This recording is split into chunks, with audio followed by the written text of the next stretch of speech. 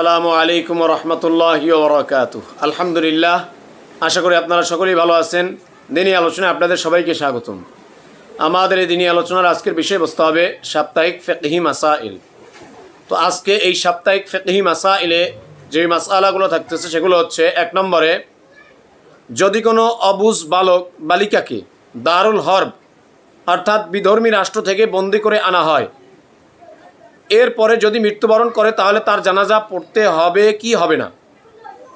অর্থাৎ যদি কোনো অবুঝ বালক বালিকাকে, যারা বালেগ হয় না, অবুঝ বালক বালিকাকে দারুল হরব অর্থাৎ বিধর্মী রাষ্ট্র থেকে বন্দি করে আনা হয়, এই বন্দি করে আনার পরে তারা যদি মৃত্যুবরণ করে তাহলে এক্ষেত্রে এখন তাদের জানাজার নামাজ পড়তে হবে কি হবে না। এই প্রশ্নের উত্তর হচ্ছে, যদি কোনো অবুঝ বালক বালিকাকে দারুল হরব অর্থাৎ বিধর্মী রাষ্ট্র থেকে বন্দি করে আনা হয়, এই বন্দি করে আনার পরে সঙ্গে যদি তার পিতা মাতা না থাকে, সঙ্গে তার কোনো পিতা মাতা ছিল না, তাদেরকেই শুধু বন্দি করে নিয়ে আসছে, এই সঙ্গে যদি কোনো পিতা মাতা না থাকে, অথবা তার পিতা মাতা উভয়ই ছিল কিন্তু পিতা মাতা উভয়ের মাঝ থেকে যে কোনো একজন মুসলমান হয়ে যায়, বন্দি করার সময় তারা উভয়ই ছিল, পিতাও ছিল মাতাও ছিল, এই তাদেরকে বন্দি করে আনার পরে এই পিতা মাতার উভয়ের যে কোনো একজন মুসলমান যদি হয়ে যায়, এরপরে যথা উক্ত বালক বালিকা বুদ্ধিমান হয় এবং মুসলমান হয়ে যায়, মানে ওই বালক বালিকা যদি তারা কি হয়, বুদ্ধিমান হয়, অর্থাৎ অবুঝ, এখন তারা বুদ্ধিমান হয়েছে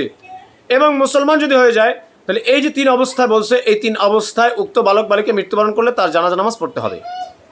যদি বালক বালিকার সাথে তার পিতা মাতা না আসে সেক্ষেত্রে, আবার অথবা আসছে কিন্তু তাদের দুজনে একজন কী হয়ে গেছে, মুসলমান হয়ে গেছে, অথবা তারা বুদ্ধিমান হয়েছে এবং মুসলমান হয়ে গেছে, তাহলে এই তিন অবস্থায় তাদের উভয়ের উপরে জানাজা নামাজ পড়তে হবে। এরপরে 2 নম্বর প্রশ্ন, জানাজার খাট কয়জনে বহন করা সুন্নাত? জানাজার নামাজের খাট কয়জনে বহন করা সুন্নাত? এই প্রশ্নের উত্তর হচ্ছে, জানাজার নামাজের খাট 4 জনে বহন করা সুন্নাত।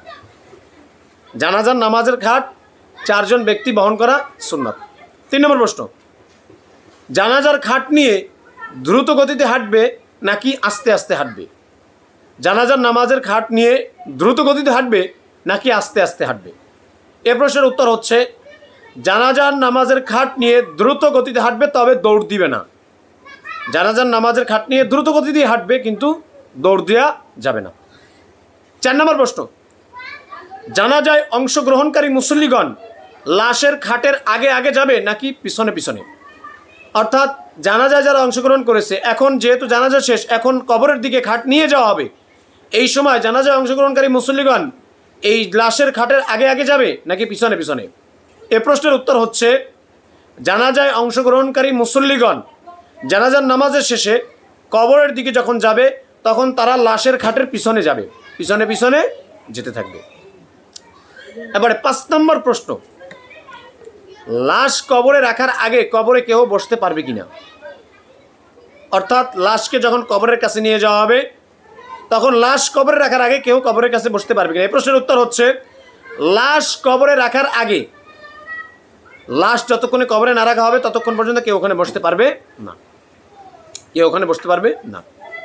তো আলহামদুলিল্লাহ, আজকে আমরা অত্যন্ত গুরুত্বপূর্ণ 5টি মাসআলা জানলাম। আল্লাহ পাক রব্বুল আলামিন আমাদের সবাইকে এই মাসআলাগুলোর উপরে সঠিকটা জেনে পূর্ণাঙ্গভাবে আমল করার তৌফিক দান করুক, আমিন। ওয়া আখির দাওয়ানা আনিল হামদুলিল্লাহি রাব্বিল আলামিন। আসসালামু আলাইকুম ওয়া রাহমাতুল্লাহি ওয়া বারাকাতুহু।